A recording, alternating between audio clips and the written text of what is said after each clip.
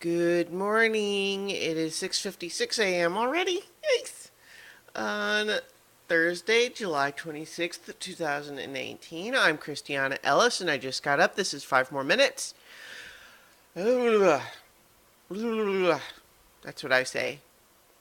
I am waking up in the process. No NyQuil last night because I learned my lesson. Um, I typically don't take cold medicine really of any kind, even the drowsy stuff. NyQuil, the stuff that you take before bed, I will sometimes do, but usually not if I have to work in the morning for exactly the reason that I encountered yesterday. I mean, it was fine ultimately, but I was definitely groggy. Today is just sort of the ordinary, you know, process of waking up. Takes my brain a little while to start working at full efficiency and optimal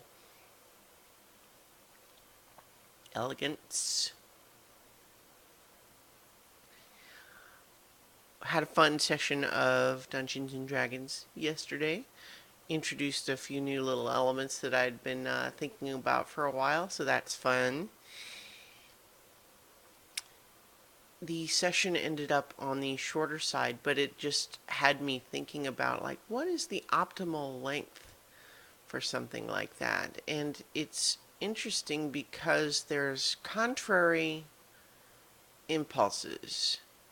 On the one hand, just as a game that I'm playing with my friends, playing for a long time feels right. Like, just, I saw someone tweet the other day uh, that said something to the effect of, nothing like playing a little bit of Dungeons and Dragons to make you want to play a lot of Dungeons and Dragons.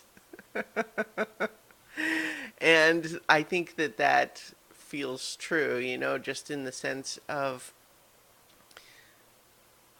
it's fun, so you just kind of want to keep going. Obviously, on a weeknight, you can't stay up too late, and that's a factor for we've got in our party people who are on West Coast time, Pacific time, and people in Canada who are an hour ahead. So that you know narrows our window somewhat. But for example, if the weekday sessions are 2 hours plus, meaning however much longer we might run on any given week, we say 2 hours is the minimum, and then we sometimes play longer, versus the 4 hours on the Saturday sessions that are usually pretty much right at 4 hours. We've once or twice gone a little bit longer, and occasionally it's shorter because we start late or something, but generally that's kept more stable. So I guess what I was trying to get at earlier is to say that there's competing impulses because just as a game, it's fun to just keep playing and playing and playing and have the sessions be long. But as a stream, as a show for other people to consume, I suspect that the shorter episodes are easier for other people to consume. The idea of if someone's going to try to keep up with a show that they're watching, a 2 hour show once a week is easier to keep up with than a 4 hour show once a week, for sure. So I don't know. I guess I'm not looking to really sculpt that practice any more than I already have, just in the sense of letting each session go the way that feels right. One thing I have thought a little bit about, though, is the idea of my instinct has always tended to be finding a good stopping point for each session, but it's also possible that and finding cliffhangers might be more interesting. I don't know, because I could sort of see it both ways.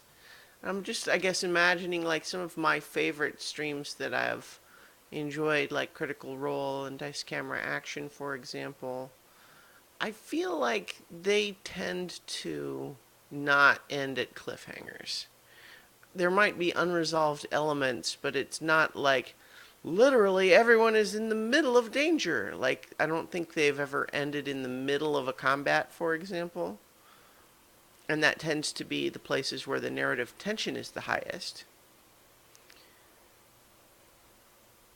I think it's maybe just because you have to do so much planning around the combat that it would make it difficult to try to start, to stop that in the middle and resume it later.